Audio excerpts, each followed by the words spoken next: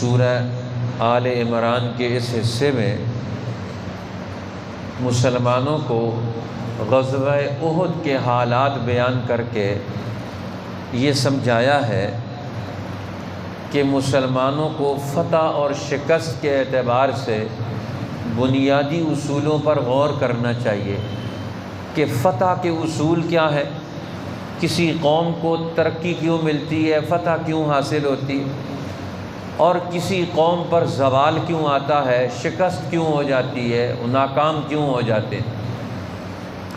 اس پر تمہیں غور کرنا چاہیے۔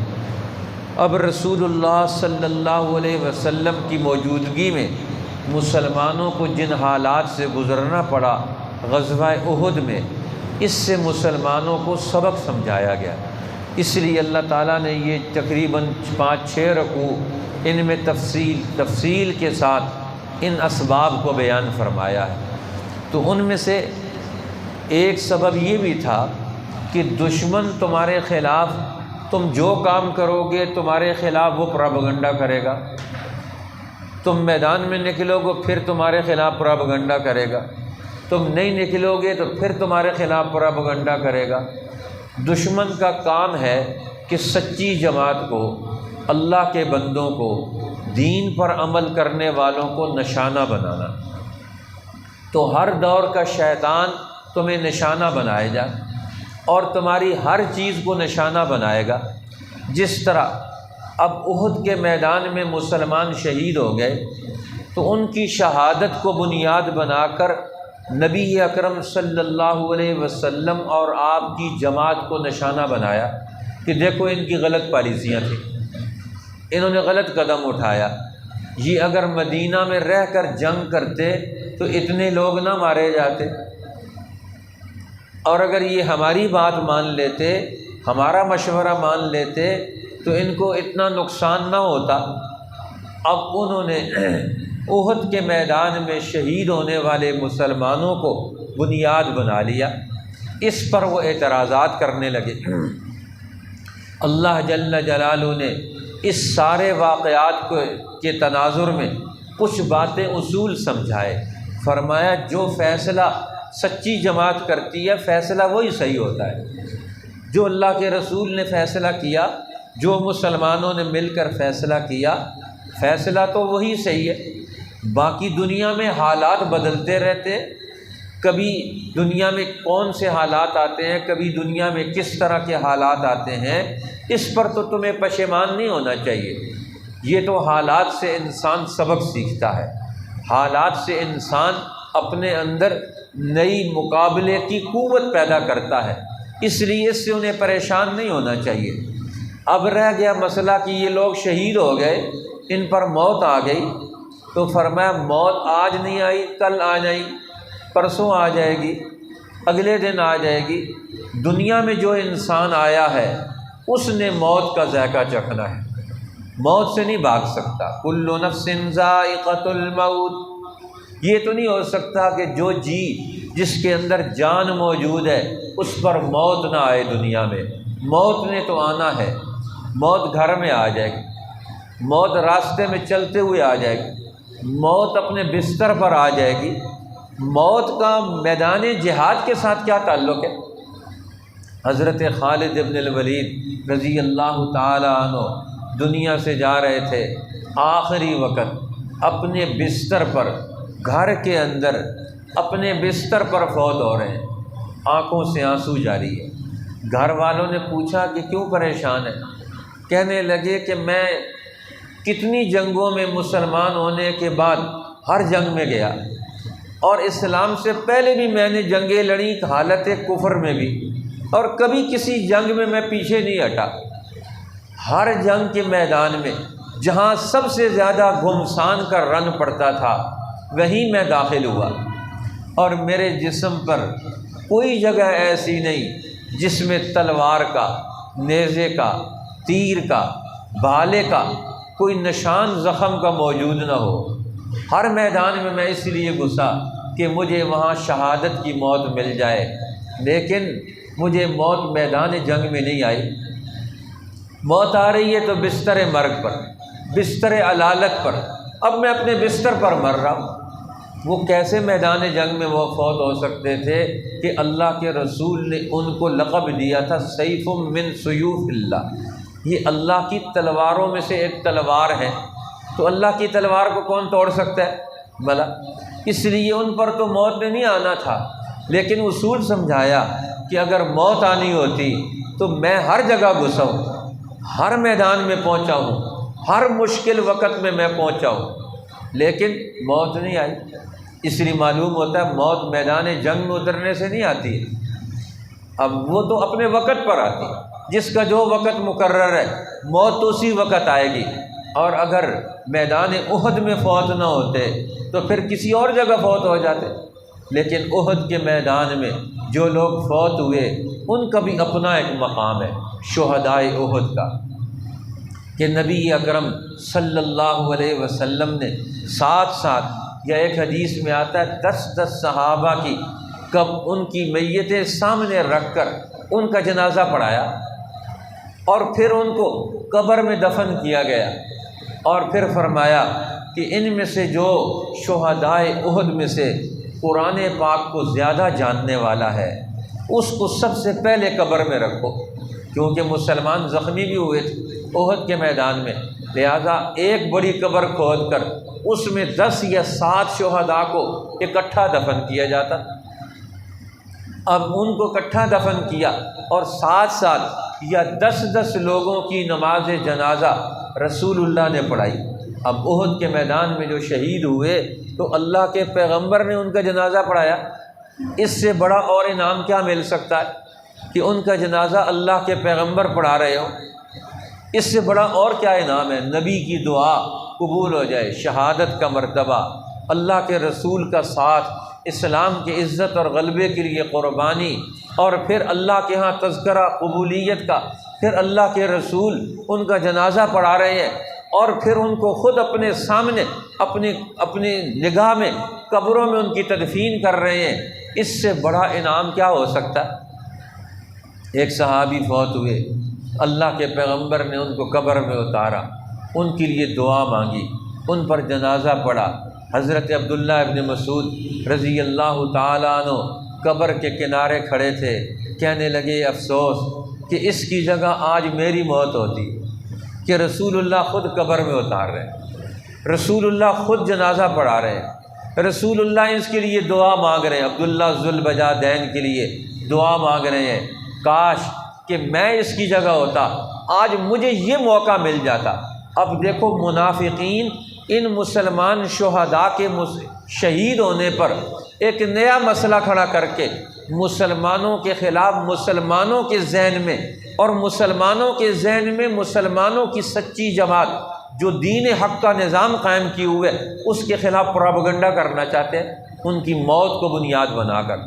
قرآن نے ان کی بھی کلی کھول دی، یہ غلط سوچ رہے ہیں، یہ غلط پروپیگنڈا ہے۔ ہر واقعے کو آپ جس پہلو سے دیکھیں گے اسی پہلو سے آپ کو نظر آئے گا۔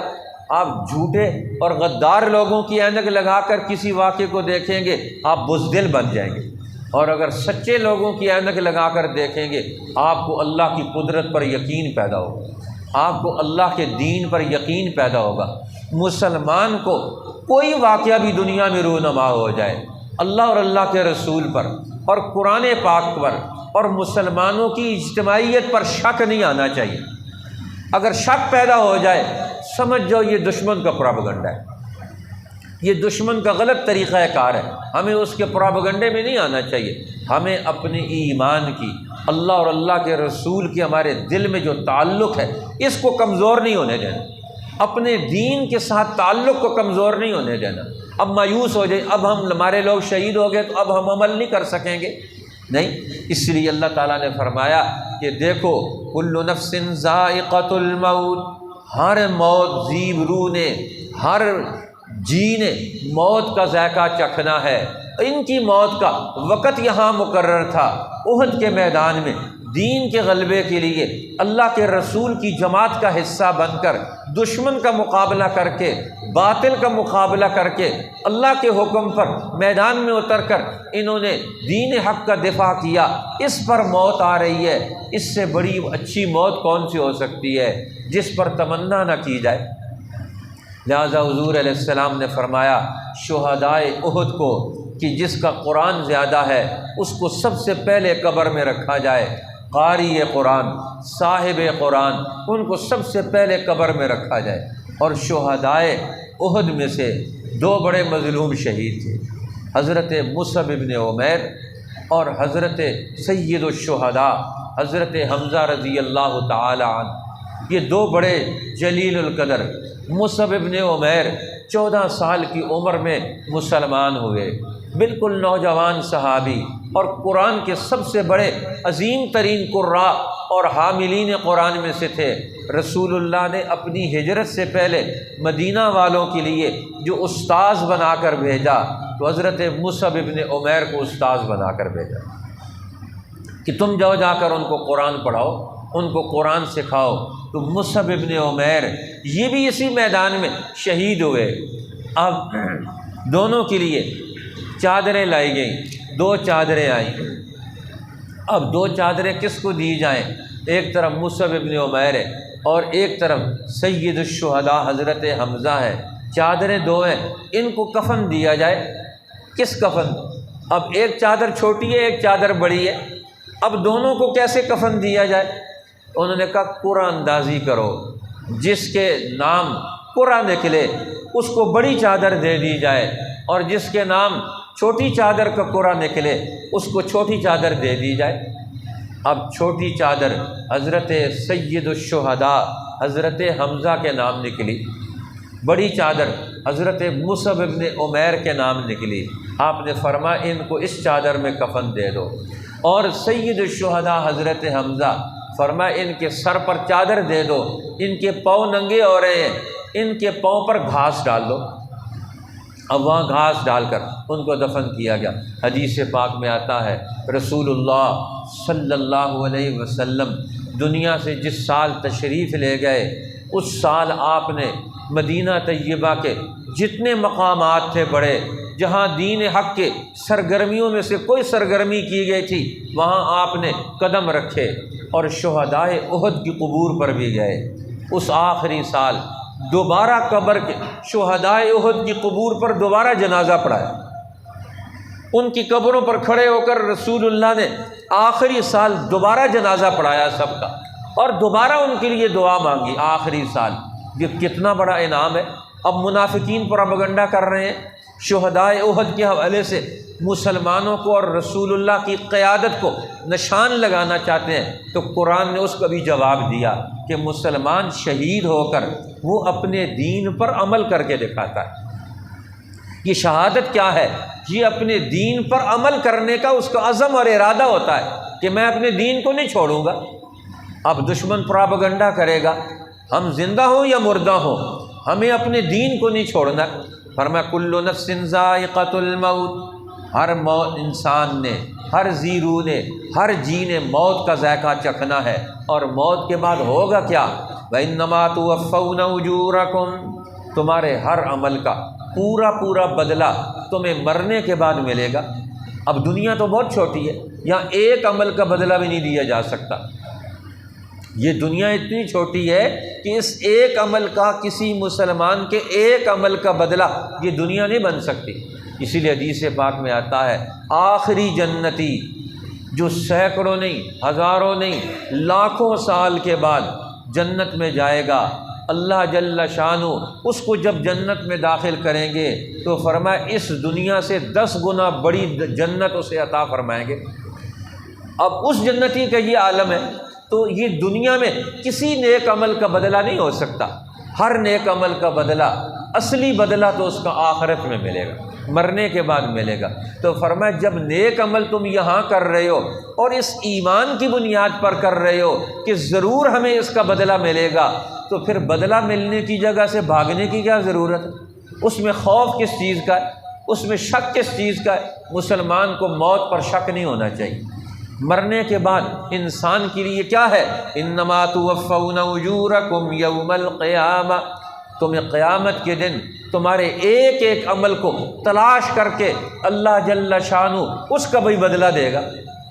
حدیث پاک میں آتا ہے کہ ایک آدمی کو اللہ جل شانہ اجر و ثواب عطا فرمائیں گے، وہ کہے گا یا اللہ میں نے تو یہ کام کیا نہیں، یہ میرا اجر و ثواب کیسے ہو گیا؟ فرمایا تو نے ایک کام کی بنیاد ڈالی تھی، تو دنیا سے چل کے واپس آ گیا تھا، پیچھے رہنے والوں نے تیرے کام کو آگے بڑھا دیا، صدقہ جاریہ، اب یہ اس کا اجر اور بدلہ۔ ایک آدمی کا اللہ نے جنت میں درجہ بلند کر دیا، وہ پوچھتا ہے یا اللہ یہ کس وجہ سے میرا درجہ بلند ہو گیا؟ میں تو مر کے یہاں آ گیا، اب یہ کہاں سے بدلہ ہو گیا؟ فرمایا اس باستغفار ولدک لک، تیرے بیٹے نے تیرے پیچھے تیری مغفرت کے لیے ہاتھ اٹھا کے دعا مانگی۔ اب دیکھو انسان دنیا سے چلا جاتا ہے لیکن اولاد کو تربیت دے کے گیا اور اس کو صدقہ جاریہ بنا کر گیا، تو اب وہ چلا گیا لیکن اس کا کھاتا کھلا ہوا ہے۔ فرمایا قیامت کے دن ہر آدمی کے اجر کا پورا پورا بدلہ دیا جائے گا اور پورا پورا ثواب دیا جائے گا۔ ایک حدیث پاک میں آتا ہے جنتی جنت میں جا رہے ہوں گے، جہنمیوں کی ایک لائن لگی ہوئی ہوگی، اب ایک جہنمی جہنم میں جانے کے لیے لائن میں کھڑے ہیں، اب ایک مسلمان جنت میں جا رہا ہوگا، وہ اس کو بلائے گا ایک جہنمی، تو جنت میں جا رہا ہے؟ نے کہا اس نے کہا یاد کر تجھے ایک دفعہ وضو کی ضرورت تھی اور تیرے پاس پانی نہیں تھا تو میں نے پانی کا لوٹا بھر کر تجھے دیا تھا۔ وہ کہے گا ہاں بالکل مجھے یاد آ گیا، تو نے مجھے پانی کا لوٹا بھر کے دیا تھا۔ انہوں نے کہا پھر اس کا انعام تو ملنا چاہیے۔ اب وہ جنتی جنت میں نہیں جائے گا، اللہ کے پاس پہنچ جائے گا کہ یا اللہ اس آدمی نے میری نماز اور میرے ایک عمل کی سہولت کے لیے مجھے پانی دیا تھا اور تو اس کا انعام و اکرام دے اس کو آج۔ اللہ فرمایا کہ تو کیا چاہتا ہے، اس کو کیا انعام دیا جائے؟ وہ کہے گا یا اللہ یہ اس لائن میں لگا ہوا ہے، اس کی لائن تبدیل کر دے۔ اللہ فرمایا کہ جا اس کو بھی اپنے ساتھ لے جا۔ تو نیک عمل سے محبت رکھنا، کسی نیک عمل میں تعاون کرنا، کسی نیکی کے خیر کے کام میں، دین کے کام میں اپنا حصہ ڈالنا، لوگ اس کو معمولی کام سمجھتے ہیں لیکن یہ معمولی کام نہیں ہوتا۔ ہم نہیں ہوں گے، یہ ہمارا حصہ، یہ ہمارے وجود کو قائم رکھے، یہ ہماری یاد کو قائم رکھے گا، یہ ہمارے دین سے نسبت کو قائم رکھے گا، یہ نسبتیں وہاں کام آئیں گی۔ قیامت کے بعد انسان کو کیا چیز کام آئے گی؟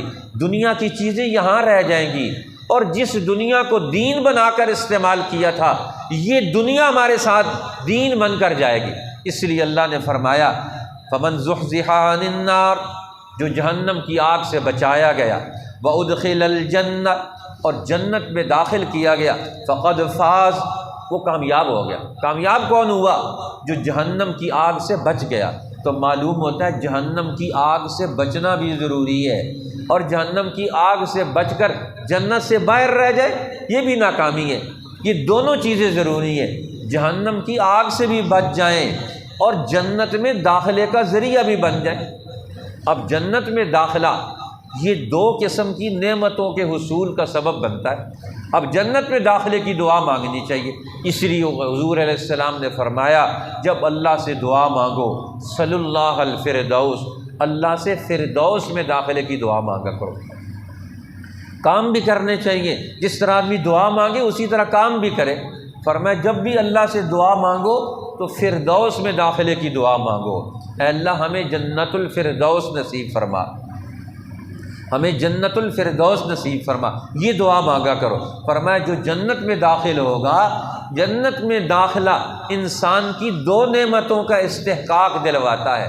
ایک تو جنت میں داخلے کی وجہ سے یہ جہنم سے بچ گیا، اور دوسرا جنت میں داخل ہونے کے بعد جنت کی نعمتوں کا یہ مستحق بن گیا، جنت کی نعمتوں کے حاصل کرنے کا یہ سبب بن گیا جنت میں داخل ہونا۔ اس لیے جنت میں داخل ہو گیا وہ کامیاب ہو گیا۔ لیکن کامیاب کیسے ہوا؟ فرمایا اصول سمجھو، وَمَا الْحَيَاةُ الدُّنْيَا إِلَّا مَتَاعُ الْغُرُورِ، یہ دنیا کی زندگی دھوکے کا سامان ہے۔ جو دنیا کے دھوکے میں آ گیا وہ جنت میں نہیں داخل ہو سکتا۔ جو دنیا کے دھوکے میں نہ آئے، دنیا کو صحیح استعمال کرے، وہ جنت میں داخل ہوگا۔ اور جو دنیا کے دھوکے میں آ گیا، دنیا کو اپنی خواہش پر استعمال کیا، دنیا کو اللہ کے حکم اور اللہ کے رسول کی مرضی کے خلاف استعمال کیا، تو اس نے تو دنیا میں دھوکے میں مبتلا ہو کر اپنی دنیا بھی برباد کر لی، اپنی آخرت بھی برباد کر لی۔ اس لیے دنیا کے دھوکے میں نہیں آنا چاہیے۔ دنیا کیسے دھوکہ دیتی ہے؟ دنیا کا استعمال غلط۔